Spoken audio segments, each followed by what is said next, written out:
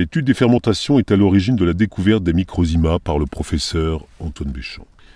C'est donc la base de son travail d'exploration du vivant. Ces fermentations sont des transformations de la matière organique sous l'action de substances spécifiques extérieures aux microzymas ou par le biais de mécanismes d'assimilation et de désassimilation de ces mêmes microzymas. Si l'on veut reproduire ces transformations in vitro dans des tubes à essai par exemple, il faut utiliser des acides ou des alcalis très agressifs à des températures très élevées, 600 à 700 degrés. Chaud patate. Dans tous les cas, ces fermentations font appel à des imases ou enzymes. Très vite, Béchamp fait la distinction entre ferments solubles et ferments insolubles. Les ferments solubles sont ceux que l'on nomme à l'époque les imases ou enzymes. Leur capacité de transformation est limitée et elle s'épuise assez rapidement. Par contre, l'efficience des ferments insolubles, les microzymas, perdure dans le temps. L'émerveillement de Béchamp devant le spectacle de ces transformations est manifeste. Je cite. « On dirait que les imases se souviennent de leur origine, qui est un organisme vivant. Elles y ont puisé une force qui supplée la chaleur. Qu'un alcali caustique, un acide puissant attaque et transforme des matières organiques, il n'y a là rien qui surprenne. Mais que des imases, des corps sans réaction chimique violente, pas du tout acide ou alcalin, opèrent des transformations aussi profondes que l'acide sulfurique ou la potasse, et à dose extraordinairement moindre et à température peu élevée, généralement la température physiologique 37 à 40 degrés, voilà qui a lieu de surprendre. Et c'est là l'effet d'une merveilleuse harmonie. Les acides auraient produit des désordres redoutables, là où les imases agissent avec une douceur physiologique digne de la plus grande attention qui provoque l'étonnement. » Fin de citation. L'étude des différentes réactions chimiques générées par ces imases montre qu'il s'agit chaque fois de transformations relativement simples. Allotropiques ou isomériques, modification de la structure dans l'espace sans changement de la formule chimique, c'est-à-dire déformation spatiale en quelque sorte, ce qui entraîne la variation de la rotation de la lumière polarisée. Hydratation, dédoublement. Le phénomène est tout autre dès lors qu'on aborde la fermentation alcoolique du sucre de canne. Le mécanisme est bien plus complexe au niveau chimique. Il ne s'agit plus de la fabrication d'une simple imase, mais d'un véritable métabolisme impliquant les fonctions de respiration et de nutrition, avec assimilation et désassimilation propres à tous les êtres vivants. Le professeur Béchamp a multiplié les observations et les expérimentations, tant sur les œufs, poules, autruches, que sur les divers organes humains ou animaux. Il arrive toujours à la même conclusion. Je cite. « Un même ferment, entendez ici microzyma, peut agir sur plusieurs matières fermentescibles, non seulement par la zymase qu'il peut sécréter, mais par lui-même, par un phénomène de nutrition. » Fin de citation. Alors maintenant, je vais vous parler des ovules et spermatozoïdes. L'ovaire, c'est un appareil admirable, très vascularisé, muni d'un parenchyme glandulaire appelé stroma, finement granuleux. La vésicule de Graaff, un nouvel appareil, s'y développe au niveau de la surface de l'ovaire. On en dénombre 300 000 chez un fœtus de 5 à 6 mois, 600 000 chez un enfant de 3 à 4 ans, 700 000 à 18 ans. La vésicule de Graaff, au départ, est remplie d'un liquide granuleux.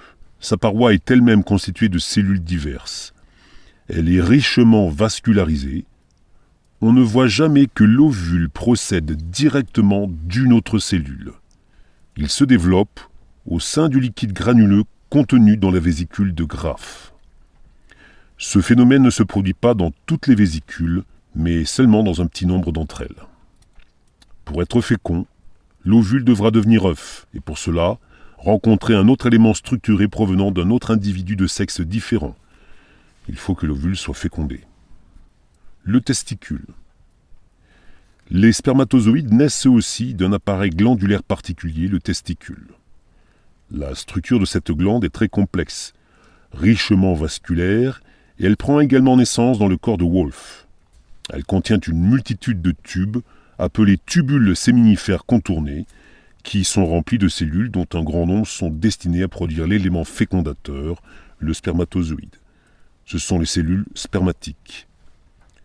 Ces cellules spermatiques ne proviennent pas d'une cellule préexistante. Chez les sujets jeunes, elles ne contiennent que de la matière finement granuleuse, mêlée chez l'adulte de granulation grasse. Les spermatozoïdes y apparaissent plus ou moins tôt selon l'espèce.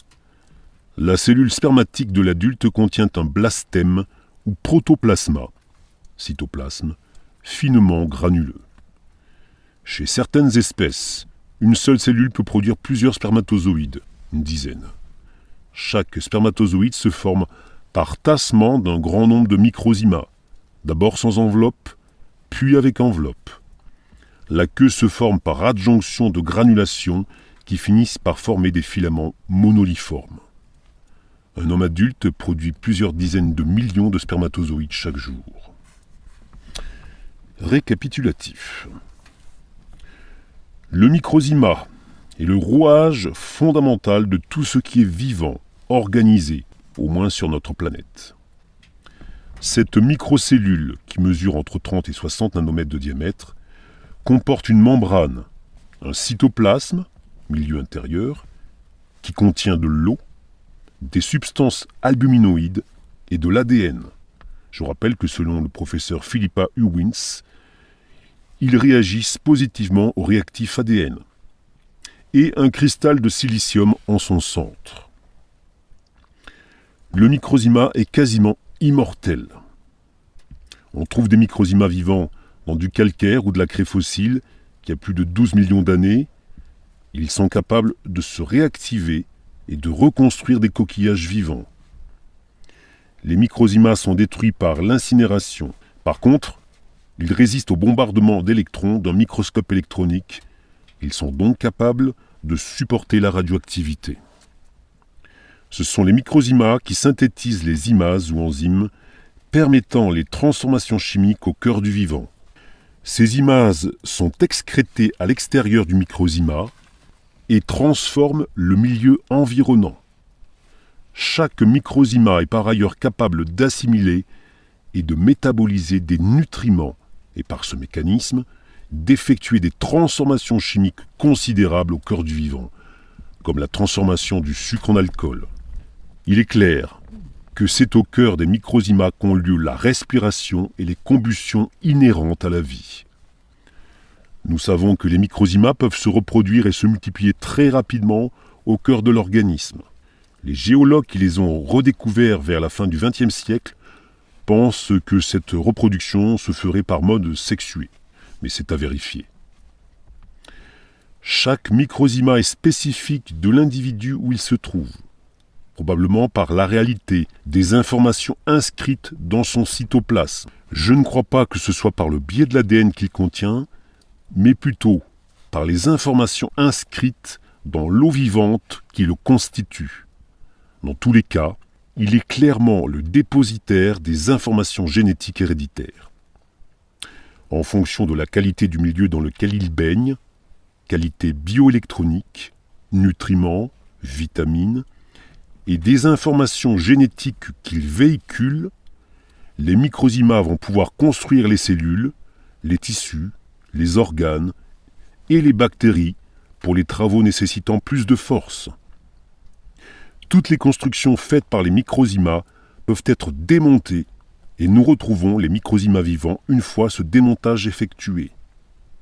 Après la mort d'un être organisé, les microzymas vont construire des bactéries pour démonter la matière azotée et constituer ainsi l'humus fertile, ce qui explique le cycle de la vie. Il est probable que les informations génétiques se diluent en quelque sorte pour permettre l'éclosion de nouvelles formes de vie.